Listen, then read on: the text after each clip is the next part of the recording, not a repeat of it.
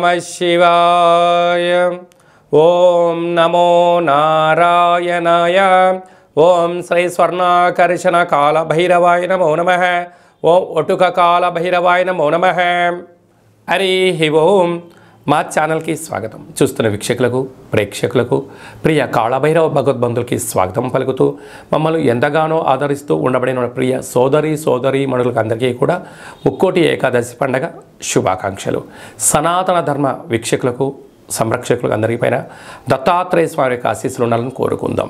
అలాగనే మార్గశీర్ష మాసం అనగానే శ్రీ వళ్ళీ దేవసేన సుబ్రహ్మణ్యేశ్వర స్వామి యొక్క జయంతి, కాళభైరవ జయంతి, దత్తాత్రేయ జయంతి సందర్భంగా మనమందరము ఎలాంటి విధి విధానాలు పాటించాలో సవివరంగా సంపూర్ణంగా తెలుసుకుందాం.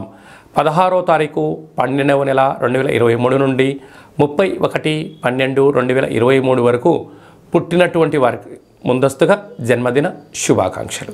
గతంలో వివాహం చేసుకున్న వారికి వివాహ వార్షికోత్సవ శుభాకాంక్షలు. ఈ 16వ తారీఖు నుండి 31వ తారీఖు వరకు ద్వాదశ రాశుల్లో గ్రహ గమనాలను అనుసరిస్తూ ఎలా ఉండబోతుందో సవివరంగా సంపూర్ణంగా తెలుసుకుందాం.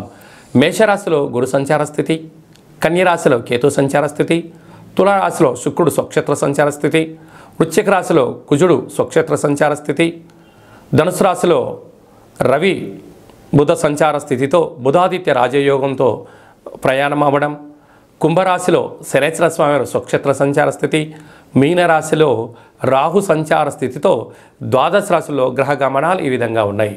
ఇక్కడ విశేషంగా శుక్రుడు స్వక్షేత్రకారకుడు, కుజుడు స్వక్షేత్రకారకుడు, శనేశ్వర స్వామివారు స్వక్షేత్రకారకుడు. విశేషమైనటువంటి 3 గ్రహాలు స్వక్షేత్రంగా ఉన్నప్పుడు ఎలాంటి ఉపయోగాలు ఉంటాయో సవివరంగా సంపూర్ణంగా తెలుసుకుందాం.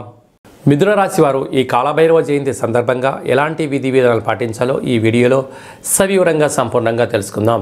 మిథున రాశిలో ఏ నక్షత్రాలు వస్తాయనగా మృగశిర నక్షత్రంలోని 3వ పాదం, 4వ పాదం, ఆరుద్ర నక్షత్రంలోని 4 పాదాలు, పునర్వసు నక్షత్రంలోని 1, 2, 3 పాదములు కలిపితే మిథున రాశి. చాలామందికి పుట్టినటువంటి కాల సమయంలో డేట్ ఆఫ్ బర్త్లు లేనటువంటి కారణం చేత పేరు యొక్క మొదటి అక్షరాన్ని అనుసరిస్తూ ఆ రాశిని తెలుసుకునే ప్రయత్నం ఏంటో తెలుసుకుందాం. ఏ అక్షరాలు కా, కీ, కు, ఖం, అజ్ఞ, చ, కే, కో, హ అక్షరాల వారందరూ కూడా మిథున రాశి జాతకులే. మిథున రాశి యొక్క అధిపతి బుధుడు. వీరికి అర్ధాస్తమ కేతు సంచార స్థితి ఉండడం వలన వృత్తులలో, ఉద్యోగాలలో, వ్యాపారాలలో తొందరపాటు నిర్ణయాలకు ఇది సరైన సమయం కాదు.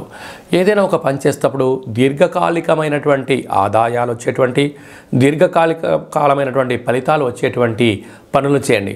మీరు స్నేహం చేసినా, ఇంకో కార్యక్రమం చేసినా తాత్కాలికమైన పనులు చేయొద్దు. కనుక అది కొంతకాలం తర్వాత మిమ్మల్ని ఇబ్బంది పెట్టే పరిస్థితి ఉంటుంది.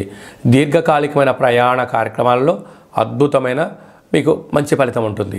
సంతాన స్థానంలో శుక్ర సంచార స్థితి ఉండడం వలన నూతనంగా వివాహమైన వారికి పుత్రిక సంతాన యోగము, తల్లిదండ్రుల నుంచి ఆస్తులు, తాత ముత్తాతల స్థిరాస్తులు, తల్లిదండ్రుల నుంచి, గురువుల నుంచి, సంస్థల నుంచి మీకు నూతన వస్త్రాలు, బంగారు ఆభరణాలు, కార్లు, గృహాలు, క్రయ విక్రయాలు, ఆనందకరమైన బహుమతులు పొందబోతున్నారు.